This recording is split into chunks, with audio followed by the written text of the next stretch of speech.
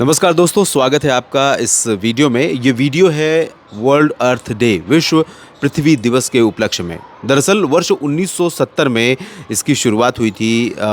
आधुनिक पर्यावरण आंदोलन था और इसी के उपलक्ष्य में हर वर्ष 22 अप्रैल को विश्व अर्थ दिवस मनाया जाता है। और ये वीडियो मैं आपको बता दूं, न्यूज़ मीडिया मंच और मौसम तक चैनल दोनों पर मैं पब्लिश कर रहा हूं। वजह ये है कि कुछ मित्र ऐसे हैं जो न्यूज़ मीडिया मंच से जुड़े हैं और मौसम तक चैनल से नहीं जुड़े हैं, और कुछ मित्र ऐसे हैं जो सिर्फ मौसम तक चैनल से जुड़े हैं।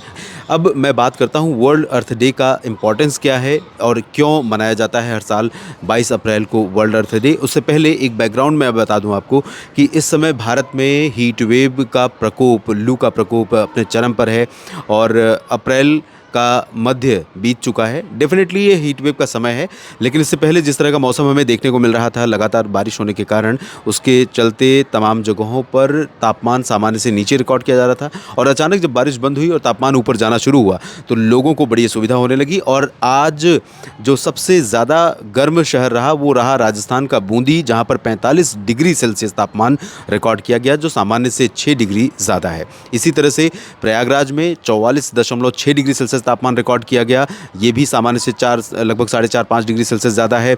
इसके अलावा दतिया, भिंड, मुरैना, झांसी और ललितपुर, ये जो पूरा बेल्ट है, कोटा, इन सभी क्षेत्रों में तमाम जगहों पर तापमान सामान्य से ऊपर रिकॉर्ड किए जा रहे हैं और लोगों का जनजीवन बुरी तरह से प्रभावित हो रहा है। फिलहाल इसी बढ़ते हुए तापमान को, इसी बढ़ती हुई बेतहाशा गर्मी को नियंत्रित करने के लिए कुछ लोगों द्वारा शुरू किया गया था आधुनिक पर्यावरण आंदोलन वर्ष 1970 में, और उसके 53 वर्ष पूरे हो रहे हैं। 53वीं वर्षगांठ है 22 अप्रैल को। 14 अप्रैल से इसकी शुरुआत हो जाती है और 22 अप्रैल को समापन होता है। इस दौरान तमाम स्कूलों, कॉलेजों और संस्थानों पर इस दिन के उपलक्ष्य में लोगों को जागरूक किया जाता है, इसके महत्व को समझाया जाता है। दरअसल क्लाइमेट चेंज एक बहुत बड़ा कंसर्न बना हुआ है दुनिया भर के लिए, और दुनिया भर के तमाम वो देश अब बहुत बड़े जोखिम का सामना करने वाले हैं जो ख़ास तौर पर समुद्र के तटों के पास रहते हैं। और वो देश सिर्फ इसलिए सबसे पहले जोखिम का सामना करेंगे क्योंकि जो तापमान बढ़ रहा है पूरे ग्लोब का, उसके पूरी पृथ्वी का, उसके चलते हो क्या रहा है कि जो अंटार्कटिक और आर्कटिक क्षेत्र है, उत्तरी ध्रुव और दक्षिणी ध्रुव जो पोल हैं, उन पोल्स से जो बर्फ़ है वो लगातार पिघल रही है, मेल्ट हो रही है, और ग्लेशियर्स का लगातार पिघलते रहना, और इसके चलते समुद्र के जो जलस्तर है, समुद्री जलस्तर है, उसमें बढ़ोतरी होना, और उस जलस्तर की बढ़ोतरी के चलते कई कोस्टल सिटीज़ का सबमर्ज होना, ये एक बहुत बड़ी थ्रेट, बहुत बड़ी चुनौती बनी हुई है। न सिर्फ भारत की बात बल्कि पूरी दुनिया में तमाम ऐसे महासागर हैं, तमाम ऐसे छोटे छोटे सागर हैं जो एक दूसरे से कनेक्टेड हैं, और अगर उत्तरी या दक्षिणी ध्रुव पर ग्लेशियर्स का मेल्ट होना, पिघलना लगातार जारी रहता है तो समुद्र की सतह जो है वो ऊपर जाती रहेगी, समुद्र का जलस्तर ऊपर जाता रहेगा। और ऐसे में जो निचले कोस्टल सिटीज़ हैं और साथ ही साथ ऐसे शहर, ऐसे देश जो सिर्फ़ और सिर्फ समुद्र में एक आइलैंड के रूप में बसे हैं, जिसमें हमारे अंडमान और निकोबार द्वीप समूह के बहुत सारे आइलैंड्स हैं, और लक्षद्वीप के बहुत सारे आइलैंड्स हैं, और मालदीव है, इसके अलावा बहुत सारे कोमोरिन रीजन में, और इसके अलावा भी अफ्रीकन कंटिनेंट के बहुत सारे देश हैं जो समुद्र से घिरे हुए हैं। उन सभी का समुद्र के गर्त में समा जाना है, ये एक ख़तरा है बहुत बड़ा। और इसके अलावा जो बढ़ता हुआ तापमान है वो एवरेज, पहले आशंका जताई जा रही थी कि हर साल लगभग आधा degree Celsius on an average जो पूरे साल का औसत तापमान है उसमें बढ़ोतरी हो रही है। लेकिन जो हालात इस समय दिख रहे हैं, मुझे लगता है कि इस अनुमान से, इस प्रोजेक्शन से कई गुना तेज़ी से तापमान ऊपर जा रहा है, और इसके कारण दुनिया भर में जोखिम बढ़ गया है, चाहे वो बढ़ती हुई गर्मी को लेकर के हो, चाहे बढ़ती हुई या घटती हुई सर्दी को लेकर हो, अनइक्वल रेन डिस्ट्रीब्यूशन को लेकर के है, ड्राउट एरियाज़ के बढ़ने की आशंकाएँ हों, समुद्री तटीय शहरों के डूबने की बातें हों, सब कुछ एक ही चीज़ से जुड़ी हुई है। क्या एक दिन अगर हम अर्थ डे मना लेंगे, एक दिन हम इस दिन के महत्व को समझ लेंगे, तो क्या वास्तव में हम इस समस्या से लड़ सकेंगे?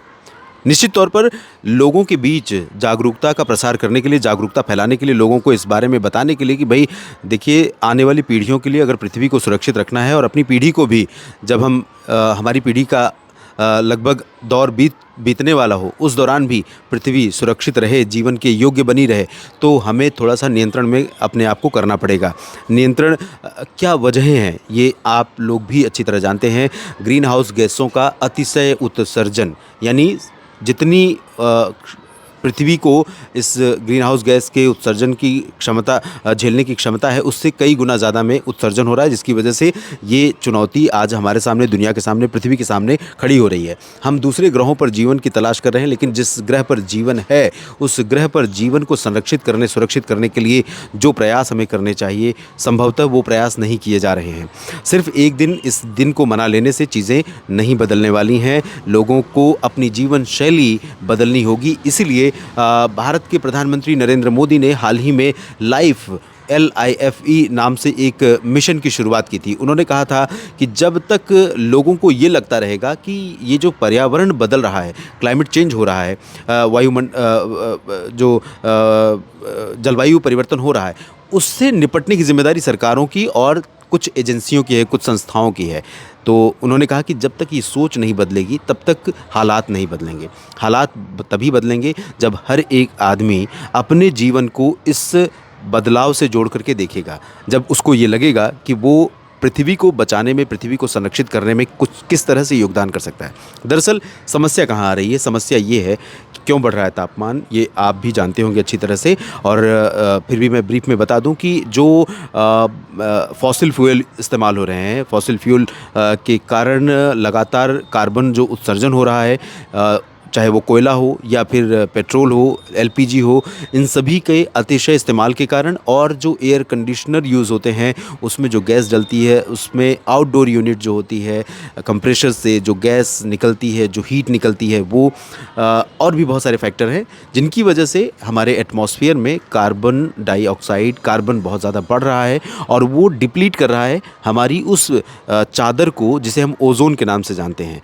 और धरती सूरज के बीच में वायुमंडल में मौजूद ओजोन लेयर एक ऐसी लेयर है, एक ऐसी चादर है जो इस धरती पर जीवन के लिए बहुत मायने रखती है। अगर ये चादर जितनी पतली होती जाएगी, धरती पर जीवन की संभावनाएं उतनी क्षीण होती चली जाएंगी। और इसीलिए अब समय ये है कि इंडिविजुअल लेवल पर उस भारत के उस मिशन के साथ लोगों को जुड़ना चाहिए, चाहे वो भारत के लोग हों या दुनिया के लोग हों, जिसमें अपने जीवन शैली में लोगों को परिवर्तन लाना होगा। रेड लाइट पर खड़े होकर के लगातार गाड़ी चलते रहना एक छोटा सा कंट्रीब्यूशन यहाँ पर हम और आप कर सकते हैं। रेड लाइट पर अपनी गाड़ी का स्विच ऑफ करके घर में AC या इलेक्ट्रिसिटी तभी हम यूज़ करें जब हमें ज़रूरत हो, अन्यथा उसको हम बंद करके रखें। जब हमें ज़रूरत हो तभी पानी को हम यूज़ करें, ज़रूरत से ज़्यादा न बहाएं। तो ऐसे छोटे छोटे प्रयास, छोटे छोटे उपाय जो इंडिविजुअल लेवल पर किए जा सकते हैं, और वो सिर्फ 22 अप्रैल को करने से नहीं होगा, वो 365 दिन करने से होगा। उससे हम अपनी धरती को जीवन देने वाली उस लेयर को कमज़ोर होने से रोक सकेंगे, उसको इम्यूनिटी, उसकी कह सकते हैं प्रतिरक्षा तंत्र को हम मजबूती दे सकेंगे, ताकि सूरज की वो आग धरती तक न पहुँचे जिसकी वजह से धरती पर मौजूद जीवन जलने लगे। अर्थ डे के इस स्पेशल वीडियो में फ़िलहाल इतना ही। जुड़ते रहिए न्यूज़ मीडिया मंच और मौसम तक चैनल के साथ। लगातार बातें करते रहेंगे, संजीदा बातें करेंगे। आप भी अपनी राय ज़रूर रखें, लाइव सेशन भी करेंगे ताकि आप भी चर्चा में शामिल हो सकें। आप क्या सोचते हैं, क्योंकि हर एक इंसान की अपनी सोच होती है। कुछ लोग ऐसे होते हैं मुखरता से प्रयास करते हैं, मुखरता से बोलते हैं। कुछ लोग ऐसे होते हैं कि जो चुपचाप अपना काम करते चले जाते हैं। एक छोटा सा उदाहरण आपसे इस वीडियो को एंड करने से पहले मैं ज़रूर दूंगा। लगभग 20 साल पहले की बात है, मैंने सुना था कि संयुक्त राष्ट्र संघ ने एक रांची की, झारखंड की एक महिला को सम्मानित किया था। सम्मानित इसलिए किया था कि वो महिला अपने घर में किसी भी वस्तु का, किसी भी सामान का तब तक इस्तेमाल करती थी जब तक वो किसी भी रूप में इस्तेमाल करने योग्य बचा रहे। लेकिन समस्या ये है कि आज का जो समाज है, आज जो शिक्षा लोगों को मिली है पिछले 1-2 दशक में, उसमें लोगों का मजाक उड़ाया जाता है या इस चीज़ को मजाक बनाया जाता है कि घर में जब पैंट फट जाती है तो उसका पहले थैला बनाया जाता है, थैला जब फटने लगता है तो तकिए का कवर बना लिया जाता है, ब्ला ब्ला, या फिर उसके बाद पोछे में इस्तेमाल किया जाता है। ये दरअसल ये जो मानसिकता है, ये आपकी गरीब सोच या छोटी सोच को नहीं दर्शाता है। दरअसल ये पृथ्वी को बचाने का एक बहुत अच्छा तरीका है। ये छोटी सोच नहीं है, ये पृथ्वी को जीवन, पृथ्वी पर जीवन निरंतर सतत बना रहे, उसके लिए ये बेहद ज़रूरी है। इसीलिए चाहे आपके पास टेबल हो, कुर्सी हो या कोई भी वस्तु है, जब तक आप उसका इस्तेमाल कर सकते हैं खुद कीजिए, नहीं कर सकते हैं तो उसको डंप मत करिए, उसको किसी को यूज़ करने के लिए दीजिए या फिर उसको रिसाइकिल करने के लिए दीजिए, ताकि ऐसे प्रोडक्ट्स की बहुतायत ना हो जो इस एनवायरनमेंट को डेंजर में, जोखिम में, ख़तरे में डाल रहे हैं। इसी तरह से फ़ोन की बातें होती हैं, फ़ोन में जो लगती है बैटरी उसकी बातें होती हैं। अब इलेक्ट्रिक व्हीकल्स आ रहे हैं, उसके लिए इलेक्ट्रिक व्हीकल्स में जो बैटरी इस्तेमाल हो रही है उसको कैसे उसको नष्ट किया जाएगा, ये भी एक बड़ी चुनौती बन रही है। साथ ही साथ इलेक्ट्रॉनिक कचरा, जैसे बहुत सारे बड़े देश ऐसे हैं जो जहाज़ों में भर करके पहले भारत जैसे देशों में भेज दिया करते थे, ले जाओ मरो तुम लोग। इसमें कौन कौन से रसायन निकलेंगे, कौन कौन सी हानिकारक गैसें या हानिकारक तत्व निकलेंगे, तुम झेलो, तुम्हारे आसपास का समुद्र तट झेले, हमें उससे मतलब नहीं है। लेकिन अब जब देश थोड़ा समझदार हुए, चीज़ों को समझने लगे कि ये जो खैरात में हमें दे रहे हैं रद्दी की चीज़ें, वो दरअसल हमारे जीवन को जोखिम में डाल रहा है, तो लोगों ने उसका प्रोटेस्ट करना शुरू किया या अपनी नीतियों में परिवर्तन शुरू किया। भारत में भी अब ऐसे जहाज़ डंप लेकर के दुनिया भर से अब यहाँ पर डॉक पर नहीं पहुँचते हैं, बंदरगाहों पर नहीं पहुँचते हैं। तो ये छोटी छोटी चीज़ें हमें करनी होंगी और इस पृथ्वी पर जीवन को संरक्षित करना होगा।